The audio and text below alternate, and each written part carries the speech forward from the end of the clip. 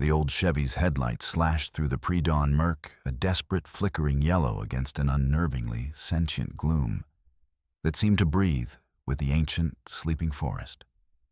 Cassian Wolf knew with a certainty that chilled him deeper than the biting air this wasn't his road. The highway, a predictable ribbon of stark, unforgiving asphalt, was his usual artery.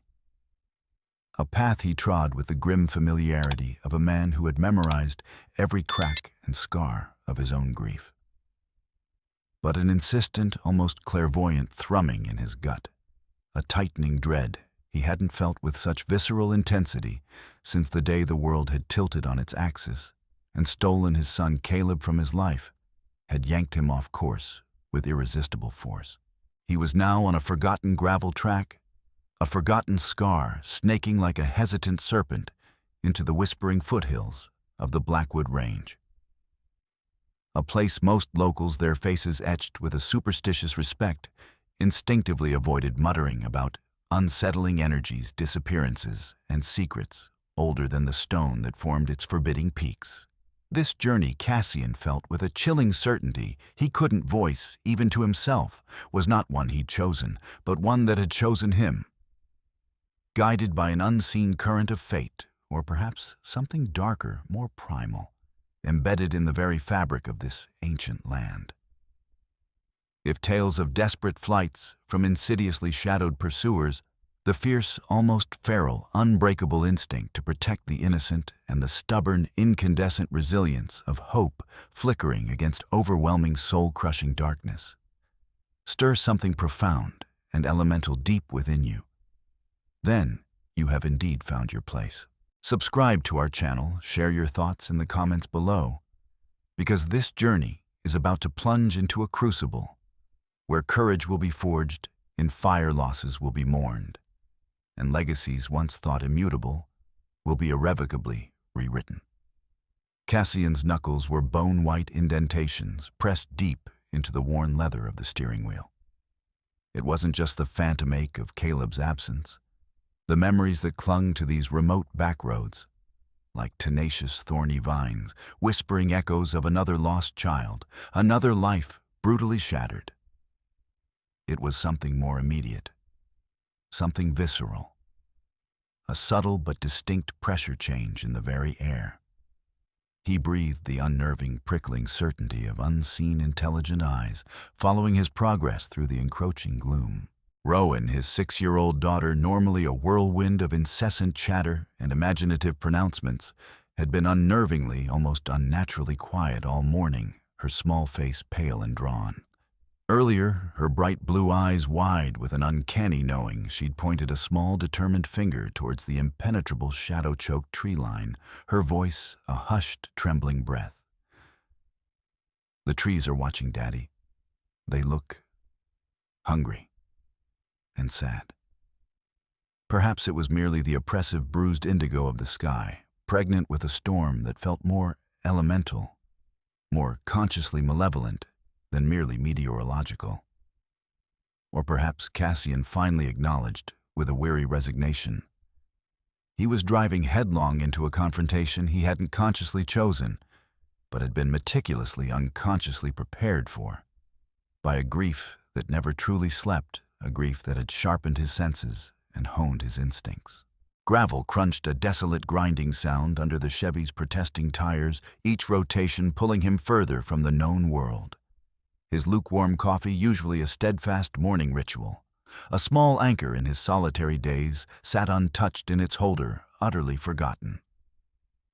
The staticky radio, his only companion on many long, lonely drives, had been murmuring something fragmented and ominous just before it died completely. Disjointed phrases about a missing corporate heiress, a powerful, reclusive family dynasty known for its ruthless ambition, and a child caught in the crosshairs. Then, without any conceivable warning, the world outside his dusty windshield exploded into a sickening blur of desperate motion and pure, unadulterated terror. A small figure, a boy surely no older than Rowan, stumbled almost catapulted from the dense, thorny undergrowth that bordered the track directly into the Chevy's unforgiving path. Cassian slammed the brakes with a savage, instinctive reaction. The old truck bucked and slewed violently, a protesting shriek of tortured metal on loose, unforgiving stone echoing through the silent trees. His heart hammered against his ribs, like a trapped, frantic bird. He threw the driver's door open, the frigid pre-dawn air, a shocking, biting slap against his skin.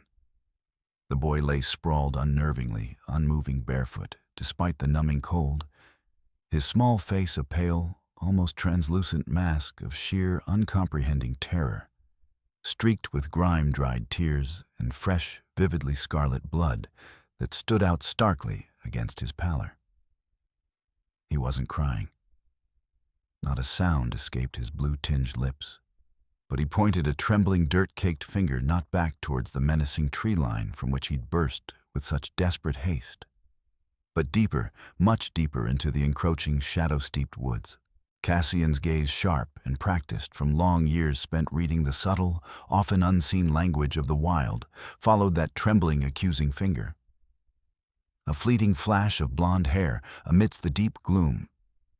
Then the horrifying, utterly unnatural stillness of a woman's form, half-concealed, almost deliberately obscured by a massive, rotted, fallen log, and a careless scattering of damp, decaying leaves, as if someone or something had made a hasty, desperate attempt to hide her from view.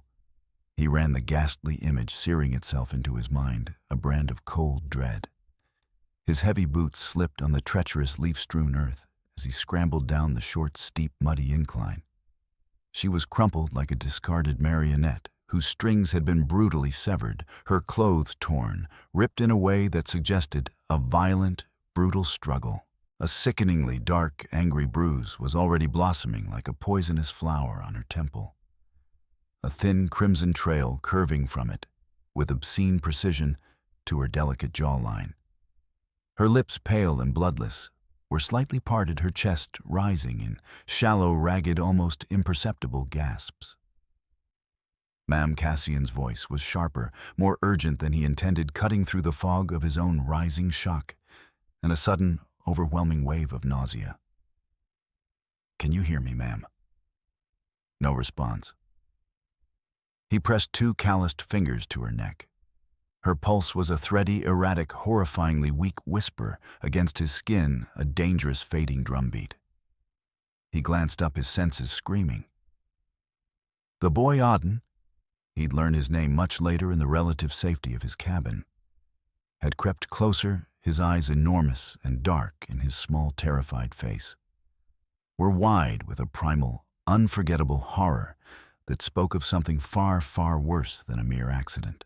It was the indelible look of the hunted, a haunted, knowing gaze that Cassian recognized with a sickening lurch deep in his gut. It was a horrifying mirror of his own darkest dreams. A chilling reflection of the day he'd lost Caleb. And with him, a fundamental, irreplaceable piece of his own fractured soul. Okay? He breathed the single word, a monumental effort, forcing a semblance of calm into his voice. A calm that felt like a grotesque betrayal of the storm of adrenaline and despair raging inside him. Okay. I've got you. Both of you. He sprinted back to the truck, adrenaline lending a desperate, unnatural speed to his movements, yanking open the worn passenger door to grab his well-used emergency kit, an old, moth-eaten but reassuringly thick wool blanket, a roll of heavy-duty duct tape, a spool of resilient, high-tensile fishing line, a near-empty bottle of potent antiseptic, and a faded but immaculately clean rag. Not the comprehensive inventory of a seasoned paramedic, but desperation he knew from bitter, hard-won experience, was a sharp, resourceful, and often surprisingly effective inventor. He carefully, gently wrapped the blanket around her shivering, fragile form, and then, noticing the grotesque, unnatural angle of her arm, he worked swiftly with practiced, albeit rusty efficiency, using the duct tape fishing line, and a surprisingly sturdy branch he snapped from a nearby sapling to fashion a crude but effective splint. He gently, painstakingly cleaned the ugly bleeding wound on her temple with the last of the antiseptic. She moaned then, a faint, agonizing sound, a mere breath of pain that nevertheless ripped through the silence. Relief sharp, fierce, and utterly blissfully unexpected, pierced through Cassian's suffocating dread. She was alive. Definitely alive. "She's breathing, Auden?" he said, turning to the boy, deliberately memorizing the haunted too-old contours of his young face. "She's going to be okay. I'm Cassian. I'm going to take you both somewhere safe, I promise." Auden just nodded, a single jerky, convulsive movement, finally tentatively clutching Cassian's outstretched, calloused hand, his small fingers surprisingly strong. The woman was frighteningly, shockingly light as Cassian lifted her into his arms, a stark, undeniable sign of prolonged terrible hardship and deprivation. He could feel the violent, uncontrollable tremors still racking her slender body. He carefully, almost reverently, laid her across the back seat of the Chevy, and Auden, without a single word, climbed in beside her, positioning himself like a tiny, fierce, unwavering sentinel, his small hand resting protectively on her splinted arm. Cassian gunned the engine, the sound a defiant roar. In the oppressive stillness, not turning the truck towards the distant beckoning lights of town, but further deeper into the labyrinthine, almost sentient embrace of the Blackwood. His gut, that unerring, often life-saving compass, screamed that 911. The authorities, any conventional avenue of help, was a risk they couldn't under any circumstances afford to take. Her severe injuries, the boy's paralyzing mute terror, the hurried, crude attempt to conceal her body. This wasn't simple misfortune. It reeked of pursuit, of a calculated, cruel, and relentless malevolence. As the storm clouds gathered with ominous speed, their bruised, turbulent underbellies mirroring the growing darkness of their situation, his cabin emerged from the deepening gloom. It was a small, sturdily built, cedar-framed sanctuary, nestled with defiant resilience against the encroaching, indifferent wilderness, a thin, pale thread of welcoming smoke curling from its solid stone chimney. A solitary beacon against the vast, ancient, and often hostile wild. Locals, when they dared speak of it, whispered that the cabin sat on potent converging ley lines, a nexus of strange echoes and older primal energies. Some even claimed, in hushed, fearful tones, that the original builder, a scholarly recluse obsessed with obscure Blackwood lore, had vanished without a trace decades ago, absorbed into the mountain's deep, shadowed heart, leaving behind only a collection of cryptic, unsettling journals filled with arcane symbols and disturbing prophecies about the mountain's true nature. Cassian had found those journals years ago, tucked away in a dusty attic crawlspace, their brittle pages hinting at hidden paths, protective wards, and a sleeping power within the range that responded to intention, good or ill. Rowan, already home from her morning playdate with Mrs. Gable. Their kind elderly neighbor, who often spoke of the mountain's moods, burst out onto the porch as he pulled up her bright red rubber boots, a sudden cheerful flash of color against the oppressive gray. "Daddy, the trees were right. They whispered someone was coming. Who's that? Is she hurt badly? Someone who needs us, sweetheart." Cassian said, his voice deliberately gentle, masking the turmoil within. "A great deal. Go grab the big pillows from the guest bed and your warmest quilt, the one with the stars." He carried the woman, Elowen Hart. He would soon learn her name was Elowen. A name that felt strangely familiar, like a half-remembered song. Into the immediate, embracing warmth of the cabin, and laid her carefully with infinite tenderness on the worn, comfortable sofa before the crackling, life-affirming fireplace. Auden, a silent, watchful shadow, immediately took up his vigil by her side, his gaze fixed on her pale face. Is she going to die, Cassian?" He whispered, his voice raw, scraped the horrifyingly mature sound of a child who had already witnessed far too much death and despair. "No," Cassian said, the word resonating through the small cabin, with a primal, unshakable certainty he didn't fully understand himself, a certainty that felt as if it came from a source outside of him. "Not tonight. Not here. Not on my watch. This place, it protects those who need it." That night, with Rowan and Auden finally succumbing to an utterly exhausted sleep, curled together like small displaced wounded animals in Rowan's small bed, Cassian sat a long, solitary watch over Eloan. Her bruised, swollen face, even in its battered and discolored state, held a fierce, haunted, undeniable beauty. He felt an unsettling, profoundly resonant connection to this stranger, a disturbing sense of déjà vu, as if their separate, deeply buried griefs were humming a silent, sorrowful, achingly familiar duet in the quiet, firelit cabin. Stories, painful unspoken narratives of suffering and endurance, were etched into the fine lines around her eyes, and this he sensed with a chilling, unshakable premonition that settled like ice in his veins was far, very, very far from over.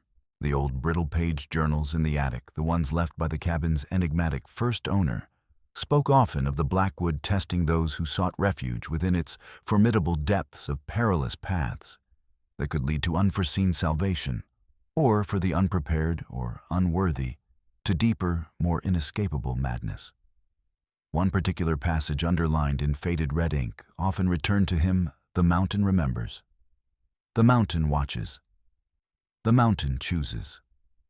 When Eloan Hart regained consciousness, the world was a bewildering, disorienting symphony of throbbing, agonizing aches. Not the dizzying, spinning, nauseating chaos of the initial brutal impact, but a deep, resonant, insistent pain that pulsed in her head, her ribs, her dislocated shoulder, with every shallow breath she took.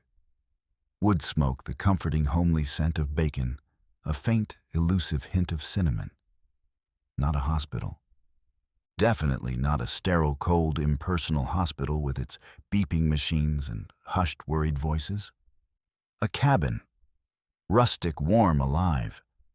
Books, real books, hundreds, perhaps thousands of them lined one entire wall from floor to ceiling. A tangible testament to a different kind of life. A quieter, more contemplative, perhaps even more meaningful existence. A robust, crackling fire in a massive stone hearth radiated a gentle, soothing heat. A worn, oversized flannel shirt large enough for a gentle giant hung on a rough-hewn wooden peg by the door. And then the giant himself. Tall, undeniably broad-shouldered, his very presence seemed to fill the small, cozy room. Yet it wasn't threatening more. Solid like the mountain itself. He was watching her, his gaze intense, unreadable, a mixture of concern and something else, something guarded. He didn't speak, just observed his stillness, both unnerving and strangely reassuring. "Where?" She croaked her throat, raw, parched, tasting of dust, old fear, and the metallic tang of blood. "Safe." He said, his voice a low, rumbling timbre that seemed to vibrate in the very timbers of the cabin. "For now. Your son, the boy with you. Is he?" Auden, panic, cold, sharp, and cruelly familiar, flared through her like an icy wind, momentarily eclipsing the searing physical pain. "Auden, is he? Where is he? Is he all right?" "He's fine. Exhausted, but fine. Sleeping soundly. My daughter Rowan is with him. She's already made him her official protector and co-conspirator, I think." A ghost of a smile touched his lips. Eloan tried to sit up, a sharp, involuntary gasp tearing from her as white-hot, agonizing pain ripped through her shoulder and ribs, stealing her breath. "Easy," Cassian said, moving closer, though not too close, his movements economical and precise. "You've got at least 2 badly bruised ribs, maybe cracked.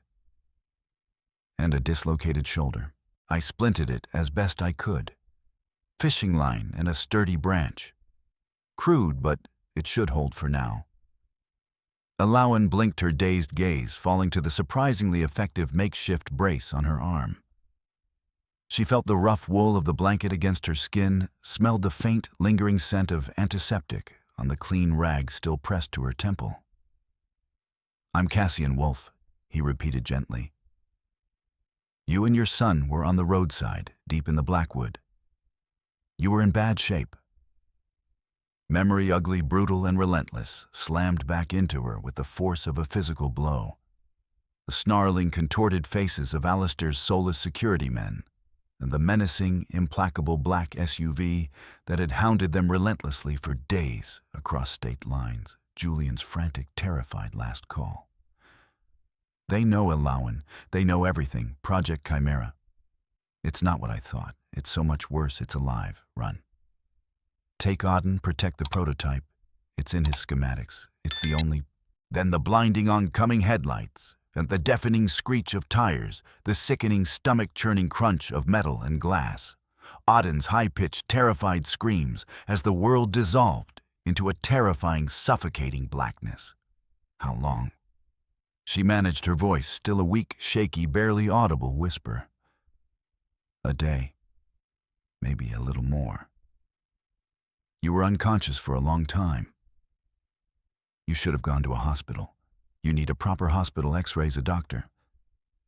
And what if calling for one for the police, for anyone official, would bring them right to us, faster than any ambulance? His quiet, knowing, perceptive question hit her like another physical blow. He knew. He somehow impossibly understood the stakes. I didn't want them taking the boy from you while you were helpless. He added, his voice softer now, tinged with an unexpected empathy, and in that simple, unlooked-for statement, a dam of tightly controlled emotions inside her finally broke. No one had ever, not since Julian. Tears, hot, scalding, and unexpected, pricked at her eyes, blurring the flickering, dancing firelight into a chaotic swirl of color. They're hunting us.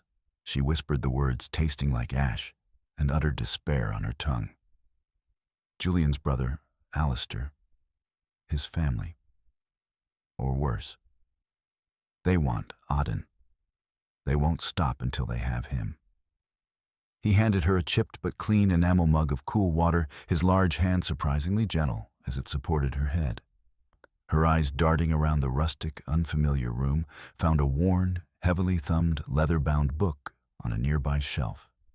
Myths and Mysteries of the Blackwood Range. The title sent a shiver down her spine. Are we very deep in the woods? Technically, yes. Blackwood National Forest surrounds us for miles. Closest town is a long way off, even if you knew the roads. And these roads are unreliable, often impassable. This cabin's mine. Built most of it with my late wife Sarah before... He didn't finish. I'm so sorry, she said the words, feeling utterly, miserably inadequate. 5 years gone now, he said, his gaze distant, focused on the mesmerizing dance of the flames in the hearth.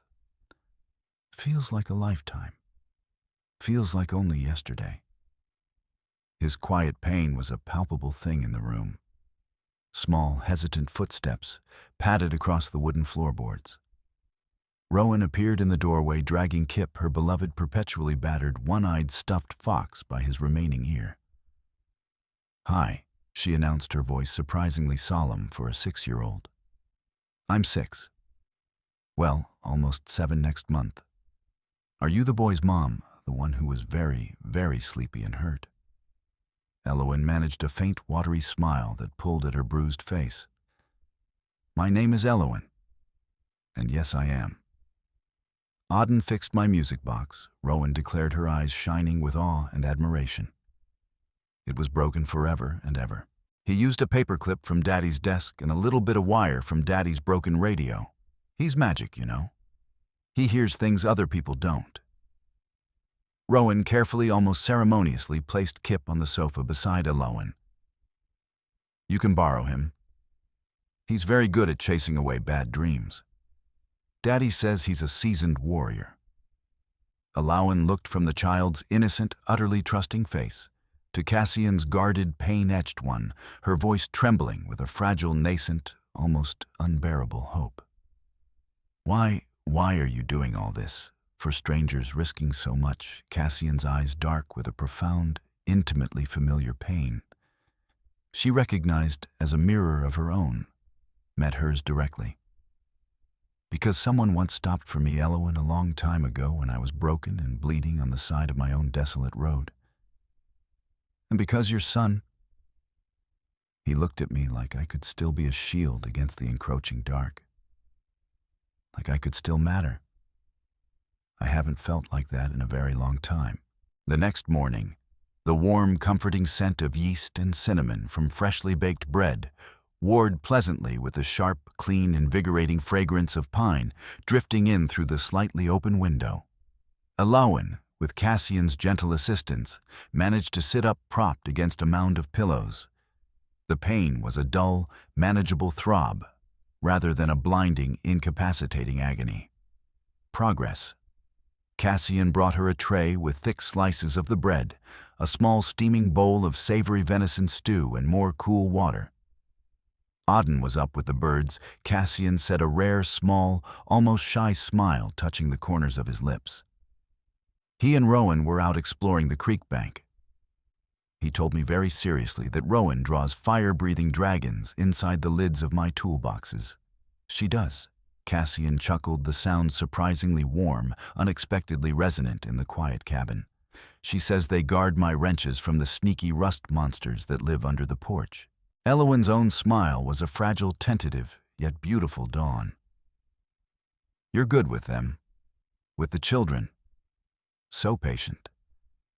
Most days I just try to manage. Some days I'm merely fending off surprise Lego ambushes and negotiating complex glitter-related peace treaties. Auden entered then, his small face alight with a focused, almost fierce intensity.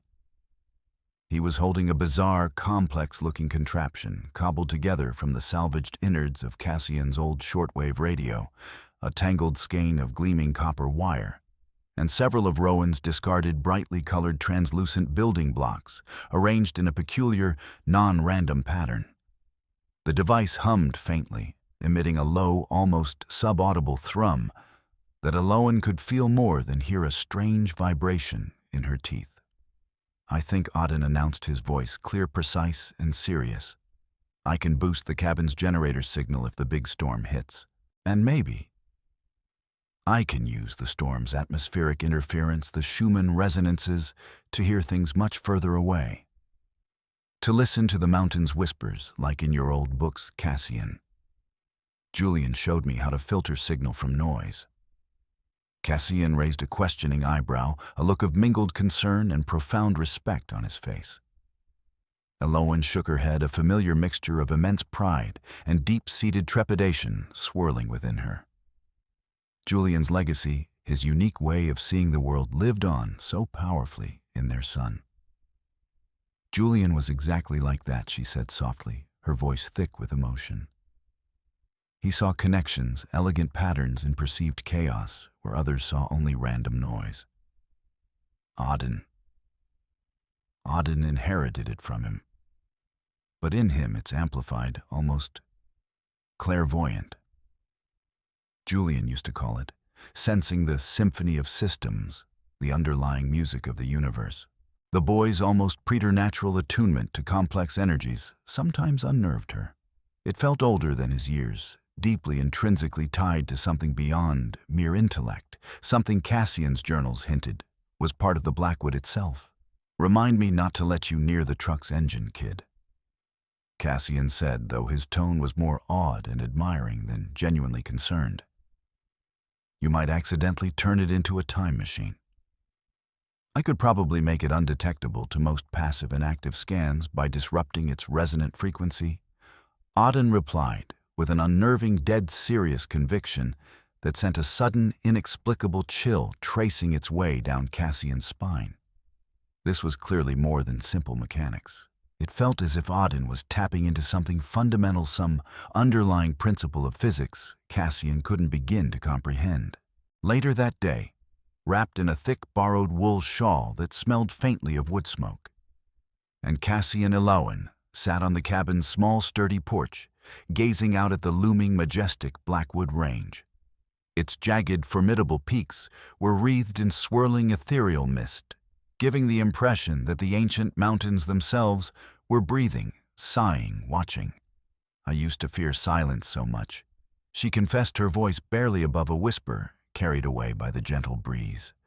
After Julian, after he died. The silence screamed at me. It was filled with accusations, with agonizing what-ifs, with his unfinished work. But not here. Here. Here it almost, it whispers back. Comfort, maybe. Or understanding. Cassian, leaning against the rough-hewn porch railing, his powerful arms crossed, understood completely. The Blackwood had its own distinct, undeniable voice, ancient and profound, a language he'd slowly, painstakingly learned to listen to interpret over the long, lonely, silent years. The old brittle leather-bound journals stashed in the dusty, cobweb-filled attic, the ones left by the cabin's enigmatic, long-vanished first owner, Enoch Thorne. No relation, Cassian hoped to Alistair's lawyer, spoke often of hidden pathways, within the mountain's secret veins that pulsed with the raw, untamed energy of the earth itself, places where the mountain truly breathed, where its heart beat, and where time itself seemed to distort, to become fluid and malleable. One particularly cryptic entry, scrawled in faded spidery ink, read, "The Blackwood tests all who seek its heart. Its hidden paths are not for the faithless, the greedy, or the cruel. Only those with a pure purpose, a selfless intent, may hear the true whispers and pass where others inevitably falter and are lost." This, Cassian sensed with a growing, undeniable dread, was becoming chillingly, frighteningly relevant to their desperate situation. That evening, as they chopped vegetables for a communal stew, the simple domesticity, a stark contrast to the looming threat, Eloan asked him, her gaze direct, searching, and surprisingly vulnerable. "Are you tired, Cassian, deep down, of carrying it all? The grief, the responsibility, the constant vigilance, every single day." He admitted the words raw, brutally honest, unadorned. Then Rowan laughs, that infectious, completely uninhibited, head-thrown-back laugh of hers. Or Auden takes something I thought was worthless junk and somehow miraculously rebuilds it into a small, humming, impossible miracle. Or a hunted, terrified, but incredibly brave woman wakes up on my couch and reminds me why we even bother to fight the encroaching darkness in the first place. Her eyes glistened with unshed tears. Julian's family, Alistair especially, they painted me as unstable, delusional, borderline insane. After Julian died, trying to expose something truly monstrous, something almost Lovecraftian within the deepest, most secret cores of Marchand Industries. Something he'd codenamed Project Chimera. They tried to take Auden away from me. They called him a Marchand asset, not a child, not my son. They said his unique, incredible mind was too valuable to be left to my supposedly erratic and unfit care. One night months ago, they broke into our home. Men in black, silent, efficient. Auden saw too much violence, too much cold cruelty. I just grabbed him a few essentials and Julian's most recent notebooks and ran. We've been running, hiding ever since. "But you survived," Cassian said, his voice tight with an unfamiliar, powerful emotion she couldn't quite name. Admiration, perhaps, and something fiercely protective.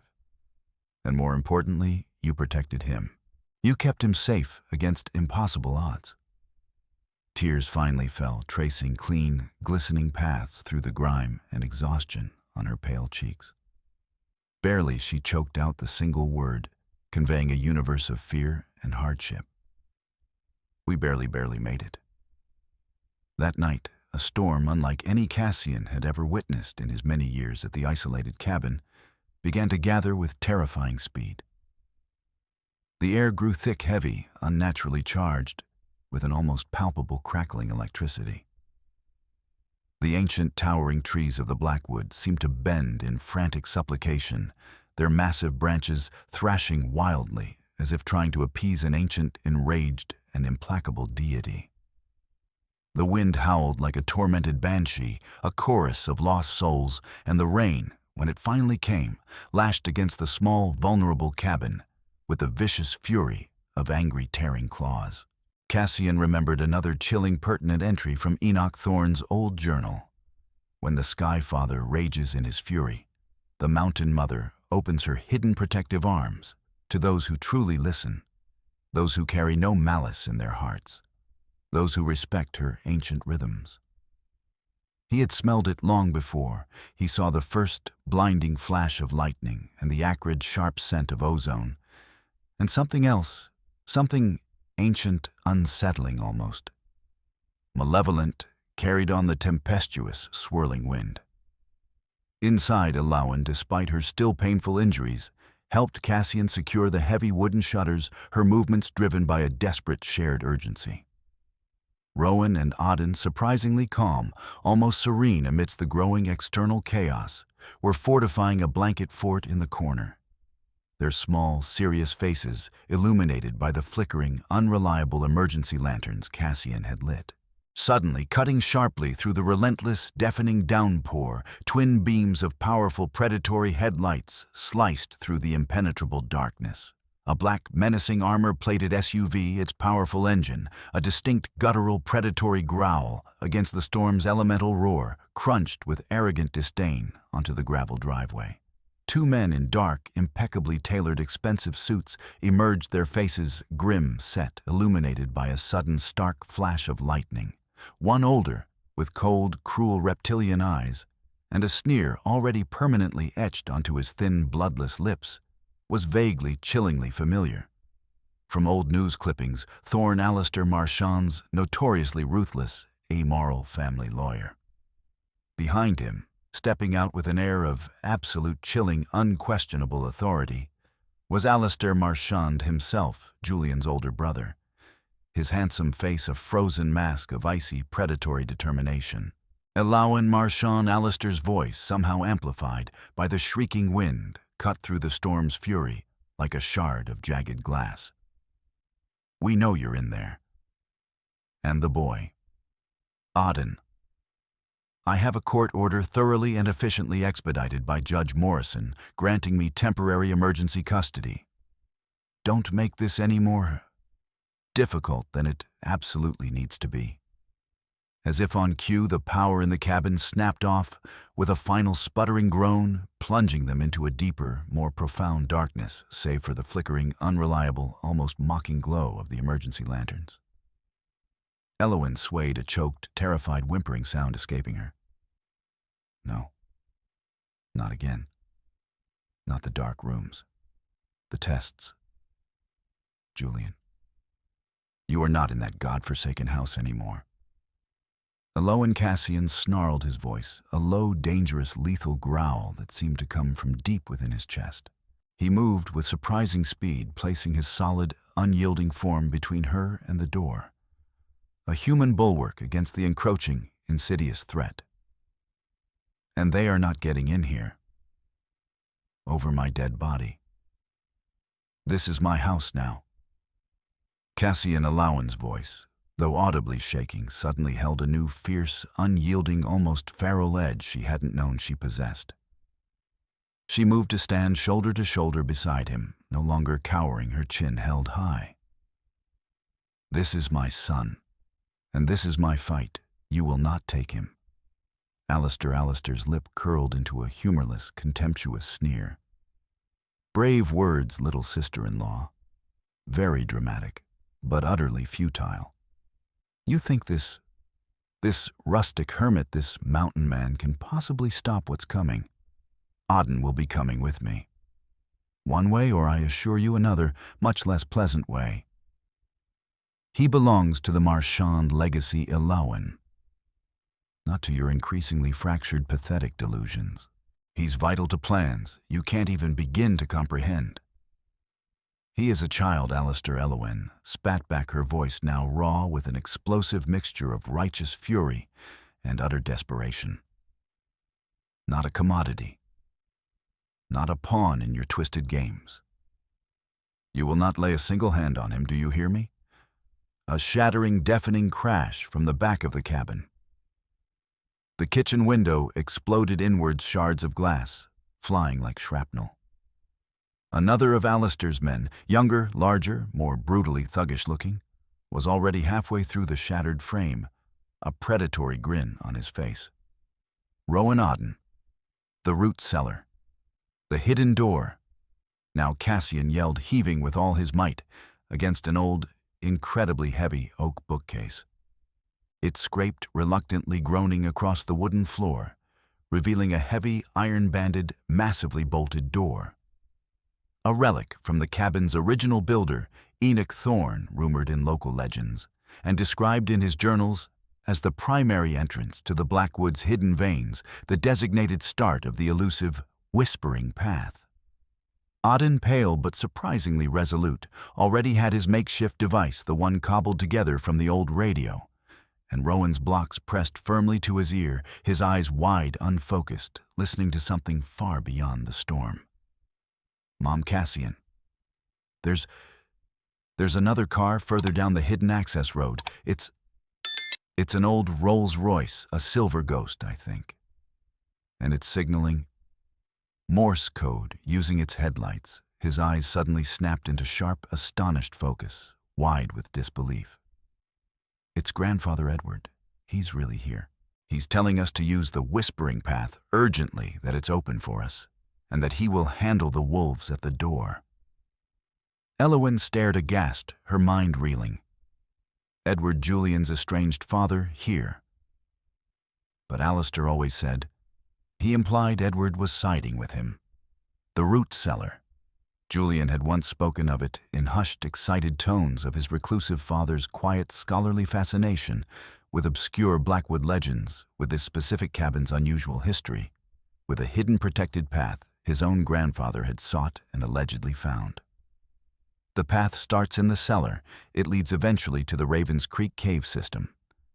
But only if you know the way. Cassian realized the cryptic, fragmented entries from Enoch Thorne's journals suddenly clicking into coherent, urgent place.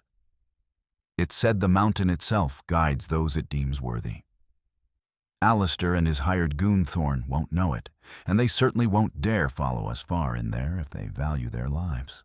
It's far too dangerous, too unpredictable for those who don't respect the mountain, for those with malice in their hearts. They scrambled down the steep, narrow steps into the damp, earthy darkness of the cellar. Cassian fumbling desperately with the heavy, rusted bolts as Alistair's men began to batter ferociously, relentlessly at the cabin's reinforced front door. The tunnel beyond the cellar door was terrifyingly narrow, claustrophobic. The air thick with the cloying scent of wet stone, ancient decay, and something else, something indefinably ancient, wild and disturbingly alive. Rowan whimpered, clutching tightly onto Cassian's leg. Alawen, her hand gripping Cassian's arm with surprising, desperate strength, pushed forward her fear, now almost entirely transmuted into a fierce, protective, maternal resolve. Auden, with an uncanny, almost preternatural sense of direction, took the lead. His small humming device, now faintly illuminating a series of strange, barely visible glowing symbols etched into the tunnel walls. The forgotten luminous markers of the Whispering Path reacting to his device, or perhaps to Auden himself. The path twisted, turned, and descended ever deeper into the mountain's bowels. "They're right behind us, coming fast." Auden cried out, his device buzzing erratically, as Alistair and his primary lawyer Thorne, shockingly accompanied by the brutal window-smashing henchmen, plunged into the tunnel, opening their powerful flashlights, stabbing aggressively into the oppressive darkness, their angry shouts echoing menacingly. At one critical juncture, a violent tremor, perhaps, from the raging storm far above, or more unnervingly from the mountain itself, reacting to their intrusion, sent a terrifying cascade of loose rock and earth, showering down, completely blocking their forward passage. They were trapped, or so it seemed. But Auden, holding his strange device aloft, pointed to a narrow, almost invisible seam in the rock face. "The whispers. They say the true path shifts this way." Cassian, grunting with immense effort, managed to shift a particularly large, precariously balanced boulder, creating a narrow gap, while Elowen, shielding the children, urged them through. Further on, the tunnel floor became treacherously slick with invading icy water, forcing them to wade through an ankle-deep, frigid stream. They could hear Alistair's enraged, muffled shouts and the sounds of pursuit closer, much closer than Cassian liked. The brutal henchman, surprisingly agile, rounded a tight corner, his face contorted in a savage snarl, a heavy tactical flashlight beam pinning them like terrified insects. "Keep going. Don't stop for anything." Cassian roared, shoving Alawan and the kids forcefully forward. He turned to meet the man. The ensuing struggle was short, brutal and desperate in the narrow, slippery confines, ending with Cassian sending the man sprawling with a well-aimed, powerful blow to the jaw, his flashlight skittering away into a seemingly bottomless black chasm. But Alistair, his face a mask of manic, obsessive fury, was gaining on them rapidly. "You can't hide him from me forever, Alawan. He's mine. He's the key to everything I've built, the key to the future." Suddenly, with a deafening, earth-shattering roar, the main passage directly ahead of them collapsed completely, tons of rock and earth, cascading down in a suffocating, impenetrable billow of dust. They were undeniably trapped, or so it seemed. "No, we're finished," Alawan cried, despair, finally threatening to overwhelm her. Auden, however, held his intricate device high. The humming intensified dramatically, and the strange symbols on the tunnel wall before them pulsed with an even brighter, ethereal light, seemingly in direct response. "This way, hurry," he urged, pointing to what appeared to be an almost invisible fissure in the rock face, a crack Cassian would never have noticed. The whispers. "They're much, much stronger here. Cassian, your old journal, the one by the cabin builder. It mentioned a secret passage, a breath of the mountain, a side passage that only the truly attuned, those who can hear the mountain's song, can find and use." Following Auden's urgent gestures, Cassian, with immense difficulty, managed to squeeze his broad shoulders through the narrow opening, pulling Rowan after him, then reaching back to help a frantic, adrenaline-fueled Alawan. The alternate passage was tortuously tight, forcing them to crawl in places, but it quickly opened into a larger, hidden chamber, where the very air vibrated with a low, powerful, resonant thrumming.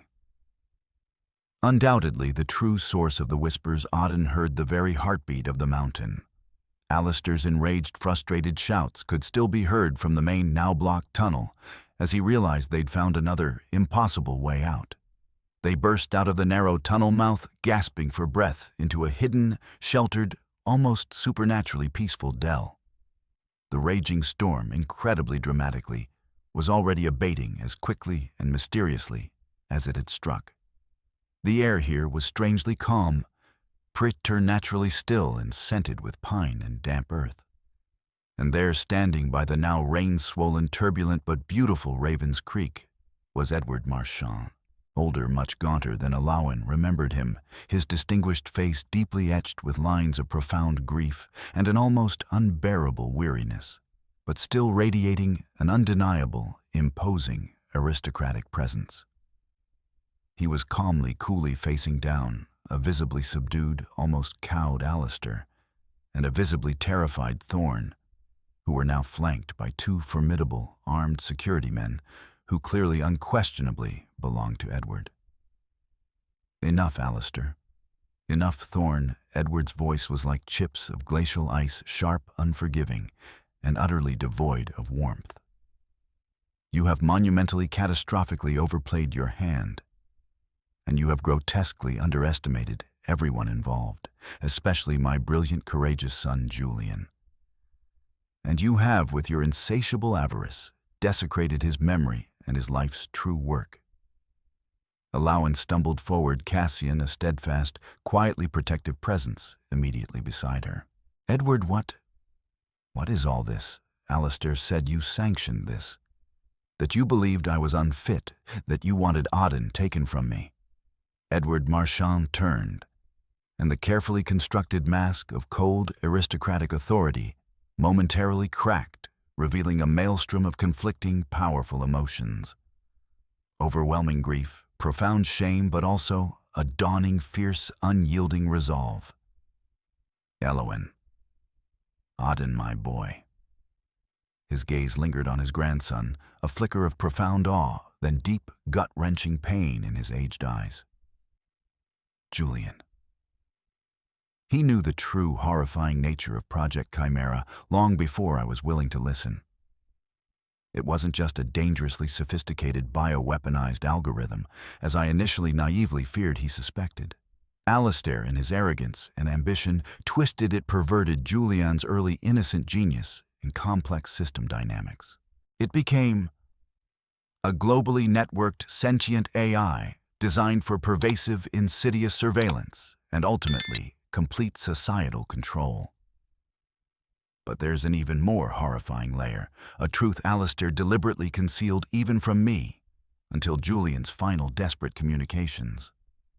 Julian's later highly classified research focused on incredibly powerful, anomalous energy patterns he detected emanating from deep within the Blackwood Range itself.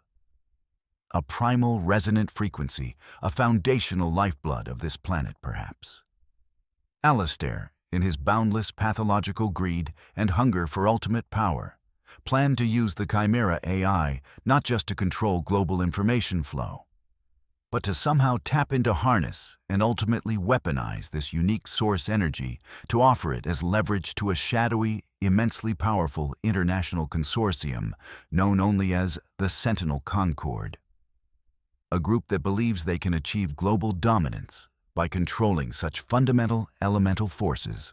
That was Alistair's ultimate unforgivable betrayal of Julianne, of our family of humanity itself. Alistair, his face now a mask of livid, impotent fury, tried to interject to spew more venom.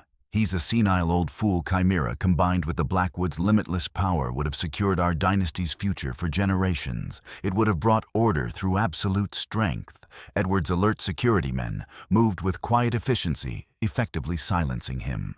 My son Julian, Edward continued, his voice thick with emotion, but regaining its strength, was desperately trying to create a multi-layered failsafe, a way to neutralize Chimera and permanently shield the mountain's sacred energy from any further exploitation or desecration before they brutally silenced him, staging it to look like a tragic accident. They told me it was an accident, a data breach gone wrong.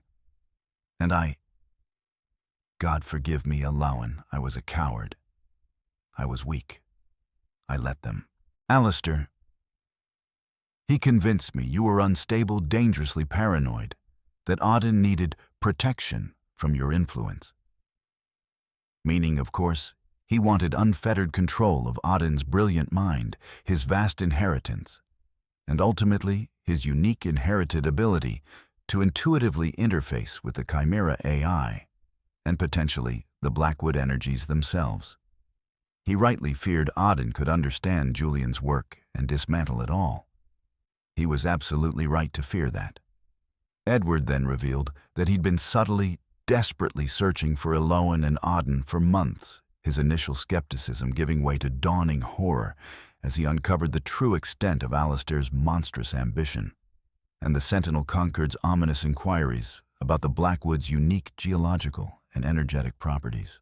Auden, who had been listening to this staggering revelation with an almost unnerving, profound stillness and understanding far beyond his tender years, held up his makeshift device, its salvaged lights now pulsing in a steady, coherent, rhythmic pattern. The strange ancient symbols from the tunnel walls seemed to be intricately echoed in its complex ad hoc wiring. The radio. The schematics Julian left behind. It contains a miniature quantum resonance chamber. He designed a fractal antenna array. The patterns Julian saw, the symphony he always talked about. I think it's intrinsically tuned to the mountain's own resonant frequency, its true, undistorted song. Chimera.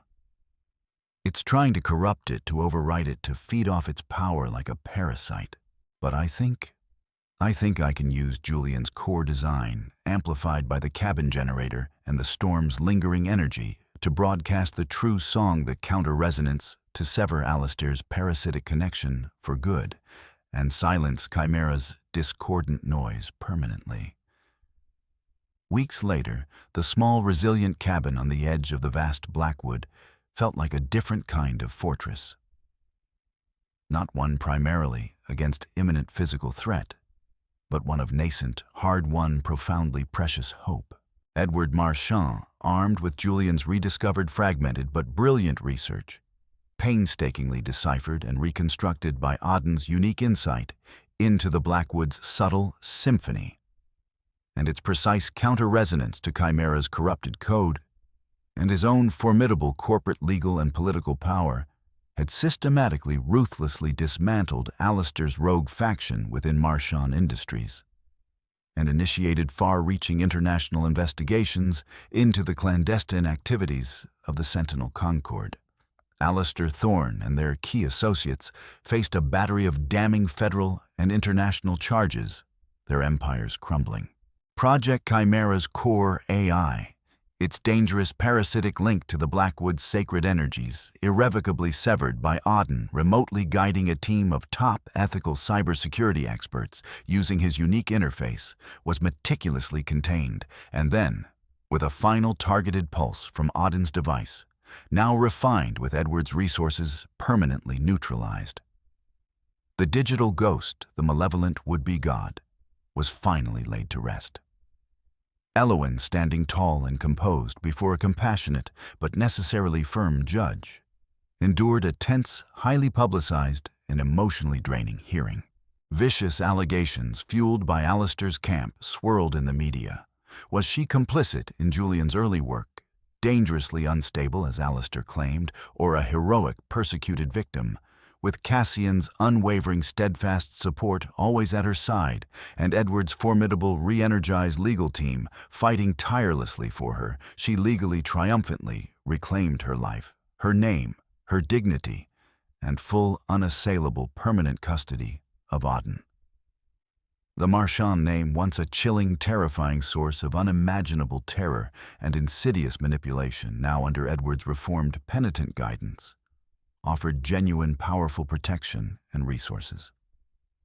Guided by a grandfather fiercely determined to redeem his past failings, honor his lost heroic son's ultimate sacrifice, and dedicate his remaining years to ethical stewardship. There were still insistent whispers in the media probing difficult questions from persistent journalists about Marchand Industries' shadowed past and the full extent of the Chimera project. But Edward faced them all squarely with newfound transparency, initiating a complete radical overhaul of the company's ethics research protocols and global direction.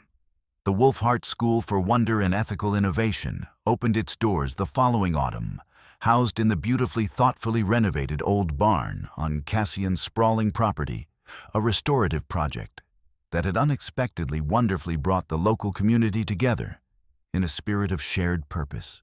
Its unique, groundbreaking curriculum, co-designed by a visibly revitalized, inspired Elowen, and generously funded by a newly penitent and thoroughly restructured Marchand Foundation for Ethical Progress, focused on nurturing unique, often misunderstood talents in young people, fostering truly ethical innovation, and teaching a deep, holistic understanding of the interconnected symphony of systems that Auden so naturally perceived and Julian had tragically strived to protect.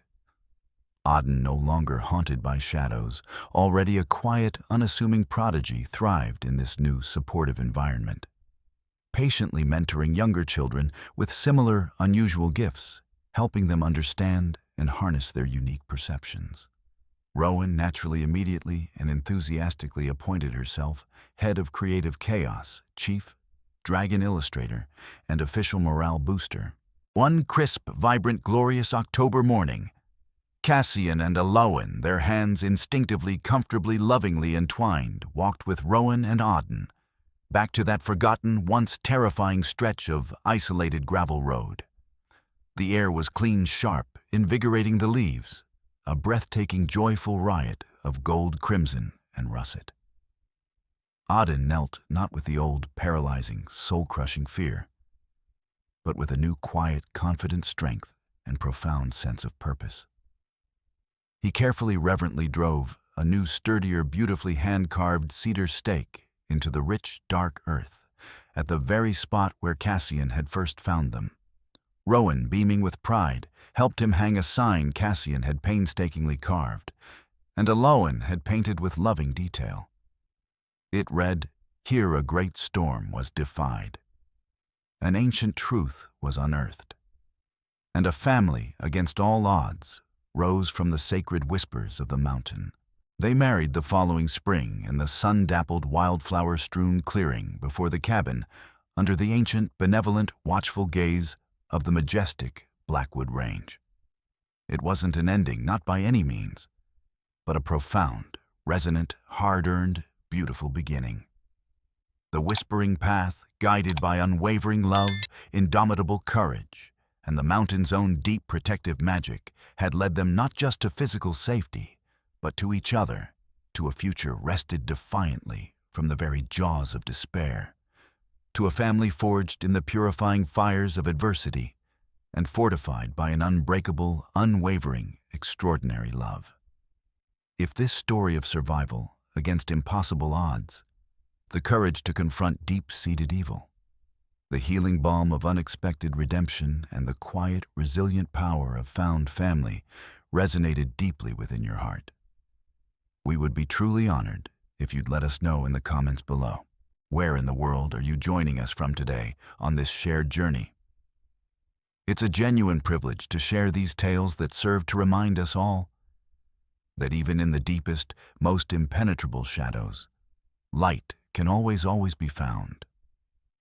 Often in the most unexpected acts of human kindness, selfless sacrifice, and the simple, extraordinary courage to face the darkness, both the darkness that lies within ourselves and the darkness that lurks in the wider world.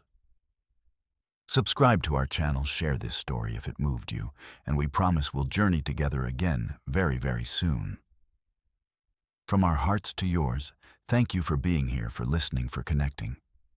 It means more to us than mere words can ever truly say.